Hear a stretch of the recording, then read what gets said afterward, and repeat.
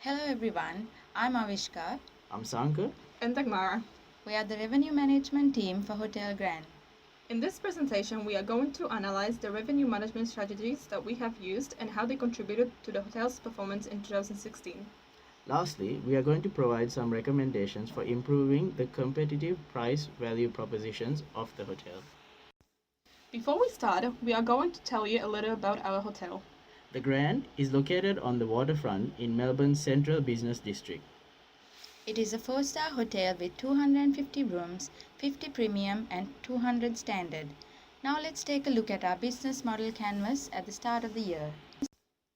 At the start of the year, our revenue management strategy was to increase market share by offering high quality service for a reasonably low price, to increase our value proposition by developing extra facilities and services, to manage staff effectively and provide training to increase staff competency to contribute to service quality, to establish better customer relationships by creating loyalty programs and marketing campaigns.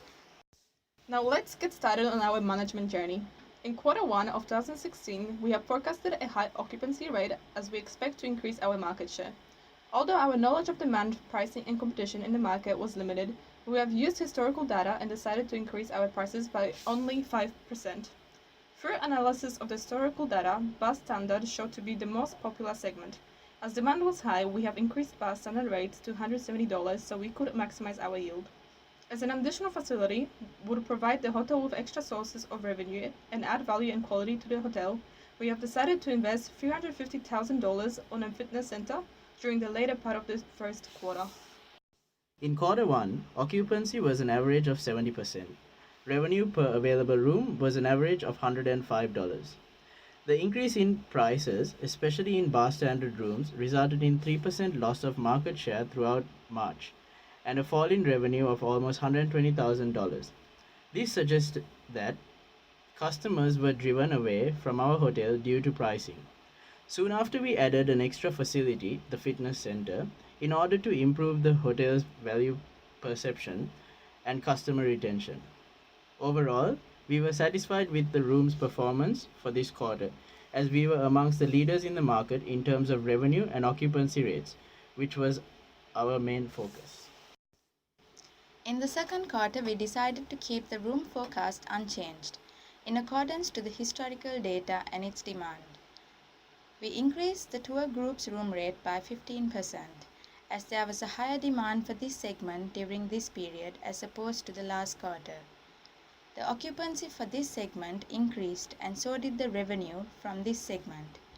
In hopes for improving the quality of premium rooms, to be able to sell them for a better price, we decided to do a soft goods redo refurbishment for the premium rooms costing $250. This refurbishment took up to 3 months. Therefore, we allocated fewer rooms for premium and increased allocations for large groups and bar standard, where the majority demand was shown in the last year at this period. We have also developed a hotel website costing $500 to improve the marketing of the hotel. However, in this quarter, staffing was the main area we decided to focus on. After analyzing staff competency and staff turnover, we realized that the hotel needs major improvements in this area. Therefore, we have allocated $6,000 to training and development, as it was crucial in some areas. We have also decreased staff in certain areas to avoid overstaffing and extra expenses.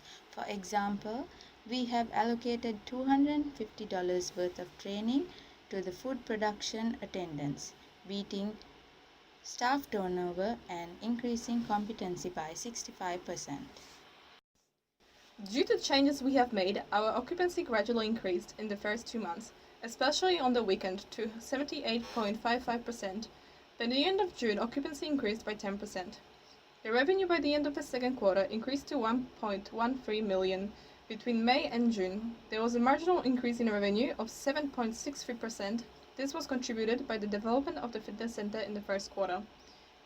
Minimizing staff was also highly successful in areas where training was provided, resulting in 100% competency. Most unsuccessful Created using Powtoon.